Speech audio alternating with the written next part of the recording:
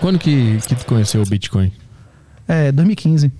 Eu conheci o Bitcoin, eu estudei bastante, eu fiz doutorado aqui na Mackenzie, antes de 30 anos eu era professor efetivo de Universidade Federal, eu fui o primeiro do Brasil no ENAD, eu estudei pra caramba, velho. Você teve uma carreira acadêmica completa, né? Fiz, morei na Holanda, fui escola na Alemanha, na Itália, na Alemanha, conheci Nobels em Chicago, fiz um monte de Summer School pelo mundo, conheci um monte de gente, eu achava que tudo aqui era uma merda, mas que no exterior devia ser melhor, que eu ia achar pessoas com QI maior. A questão é que não importa o QI maior, com as conclusões satânicas, de que, por exemplo, o governo pode emitir dinheiro infinito, que dívida eterna não é problema nenhum, é ainda mais cruel. Porque o cara ainda precisa de um nível maior de psicopatia. Um professor de federal do Brasil, que tá de Rastafari, de sandália, parecendo um Saci Zero usando droga, ele dizer negócio de coelhinho, não sei o que lá, é compreensível, o cara não tem um QI e tal, tipo assim, é o que é o mundo dele, não é isso? Agora você pegar um cara com QI de 150, 160, dizendo um tipo de coisa, defendendo esse tipo de coisa, depende de um nível muito maior de tríade maligna, né? Então não tá atrelado à inteligência. Não, a moralidade não tá atrelada à inteligência. A preferência temporal, sim. A preferência temporal que pode ser associada à nobreza, que é a capacidade de renunciar. Tem uma alta correlação, mas não necessariamente. É isso. Voltando. Eu achava que, inclusive, quando aconteceu em 2008, eu comecei a compreender o juro negativo, de que não existia mais investimento. Eu comecei a entrar na depressão, que esses mecanismos de controle totalitário de guerra, o conceito de guerra ao dinheiro tem mais de 10 anos. Começou muito antes, inclusive em 2008, a restrição de uso de dinheiro físico, ou o Civil Asset Forfeiture nos Estados Unidos, que eles tentaram fazer com aquelas 10 medidas nazifascistas que o Moro defendeu, né? Mas é complicado. Bolsonaro indicou os caras, o governo Bolsonaro avançou mais o totalitarismo e todos os aspectos de progressismo do que todos os governos de Dilma, de Lula, todos juntos, bicho. Você apoiou a campanha em 2018, né? Apoiei, fui candidato, inclusive, para apoiar Bolsonaro, e ele chegou lá e fez exatamente o oposto do que ele foi eleito a fazer, não é isso?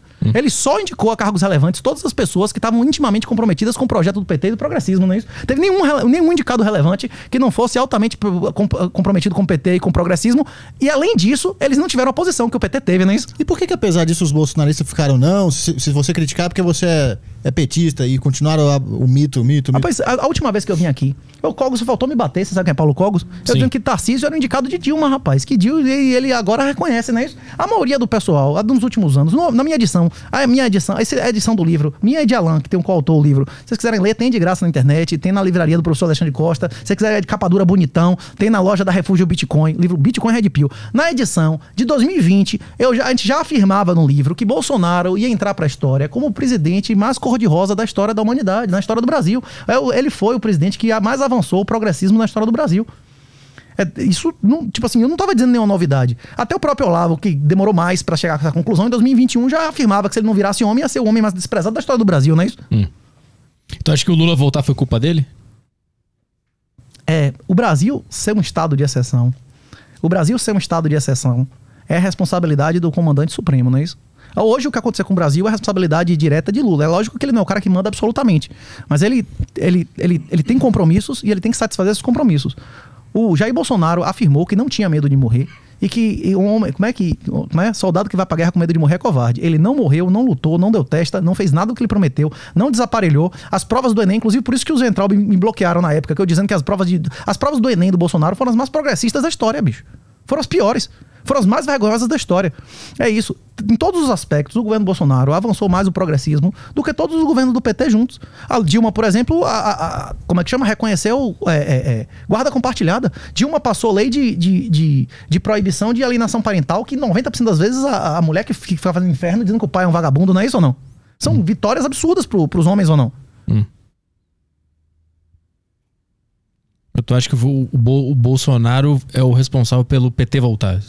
Tu acha que como ele agiu durante os 4 anos fez talvez o PT voltar? Talvez o PT voltasse de qualquer maneira, porque são ciclos intergeracionais.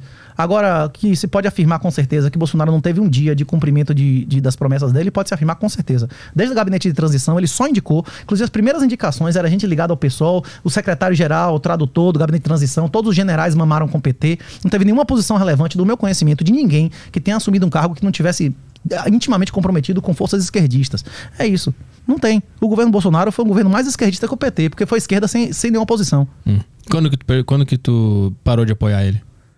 Rapaz, no gabinete de transição, eu já tinha me decepcionado com o governo. Agora o dia que não teve mais volta foi o discurso dele na ONU, em janeiro que ele começou, em vez de denunciar o extermínio coletivo, né? Os campos de concentração em Xinjiang fazem qualquer coisa que tenha acontecido na Segunda Guerra parecer que é nada, né? Os caras têm comércio sistemático de órgãos de tudo que você imaginar. Comércio de cabelo, que era uma coisa significante aqui, e sumiu. Os caras desvalorizaram 20 vezes o cabelo dos escravos em Xinjiang. Aí o Bolsonaro chega lá e diz que vai abrir as pernas pra China, quer casar com a China, lógico que ele vai ser esposa, né?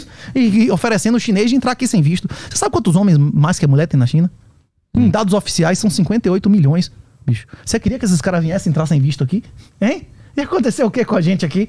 Hein? Você já imaginou? Então ele tá sendo conivente com essas atrocidades que estão acontecendo lá. Pelo amor de Deus, tá sendo ele oferecendo abertura e amizade e domínio total pelo amor de Deus, pra ditadura mais assassina da história da humanidade, que matou mais do que Stalin e Bigode juntos 2 vezes, não é isso? De próprios cidadãos inocentes.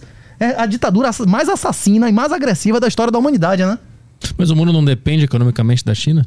E aí tem que relevar essas coisas? O Paraguai não mantém relações, inclusive reconhece Taiwan. O Paraguai está mal economicamente. Nos últimos 4 anos foi melhor ou pior que o Brasil? Não sei. O Paraguai está passando fome porque não mantém relação? Não se encontra produto do chinês no Paraguai, é isso? É isso que você quer me dizer? Não tem? Tem coisa chinesa no Paraguai ou não tem? Não sei. Vocês nunca foram? Foz, rapaz? Não. Vocês são barão, vocês vão pra Miami, não é isso? Porra, quem me dera. Quem dera, né? Nem pro Paraguai. Paris não tá nem aí de pagar 10 mil no iPhone, não é isso? Quem dera.